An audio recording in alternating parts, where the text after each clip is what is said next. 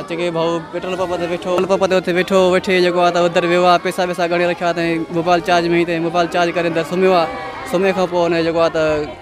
बुट चढ़ी वियो आहे हिते आया खणी अस्पताल में हिते जेको आहे त अचे मालूम थियो त जेको आहे त हमरा न आहे चाची जो नालो साईं रुस्तम नालो आहे साता ॻोठ जा साईं कलोड़नि जो पेट्रोल पंप आहे सातनि जे पासे में अब्बासी कलोड़ा न कथिन नबियाबाद कलाक खनि थियो आहे अधु कलाक में जेको आहे एतिरो इहो ईअं ई ॾिठोसीं त उते वियासीं जंहिंमहिल उते वियासीं त असां अॻु में घरों पहुतासीं त किरी पियो सम्झो साईं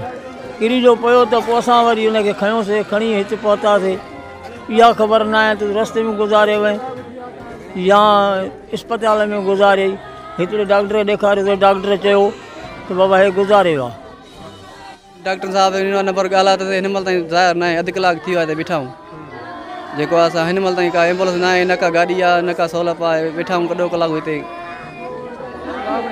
नाज़रीन ही गवर्नमेंट अस्पताल मदई जी आहे हिते ही लाश पियो आहे पाड़े जो हिकिड़ो पीरसन हीट स्ट्रोक में फौत थी वियो आहे उनखे खणी विया आहिनि रोज़ राड़ो लॻो पियो आहे ऐं हिते जेको आहे त तक़रीबन अधु मुनो कलाक थी वियो आहे हिननि खे एम्बुलेंस नथी मिले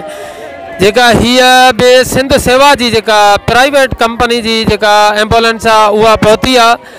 पर जेका गवर्नमेंट अस्पताल मदई जी पंहिंजी एम्बुलेंस आहे उहा माना जेको आहे त हिते हीअ जेको साम्हूं तव्हांखे मां ॾेखारियां त हिते बंदि पई आहे ऐं उहा एम्बुलेंस नथी कढी वञे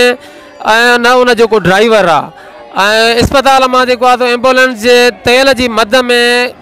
लखे रुपया हज़ारे रुपया हड़प कया वञनि था पर एम्बुलेंस जी सहूलियत जेको आहे हिते हिन इलाइक़े वासियुनि खे नथी ॾिनी वञे हीअ बि तव्हां जेका एम्बुलेंस ॾिसंदव त हीअ बि गवर्नमेंट अस्पताल मदई जी न आहे पर हीअ सिंध सेवा फाउंडेशन जेका प्राइवेट कंपनी आहे जेका हिते मदई जी में माना दीवान कम्यूनिटी जी आहे शायदि हीअ एम्बुलेंस हीअ माना जेको आहे त हलाईंदा आहिनि पर हीअ गवर्नमेंट अस्पताल मदई जी पंहिंजी एम्बुलेंस जेका आहे हिते तव्हांखे न मिलंदी ऐं हीअ लाश खणाइण जे लाइ वारिस कलाक खां वठी हिते मदई जी अस्पताल में परेशान आहिनि पर हिननि खे का बि एम्बुलेंस न पई मिले ऐं हींअर जेको आहे कलाक खां पोइ जेको आहे उन्हनि खे एम्बुलेंस बि जेको आहे मुहैया थी आहे हिननि पंहिंजी कोशिशुनि सां का प्राइवेट एम्बुलेंस घुराई आहे मदई जी अस्पताल में एम्बुलेंस नथी मिले ॾिनी वञे।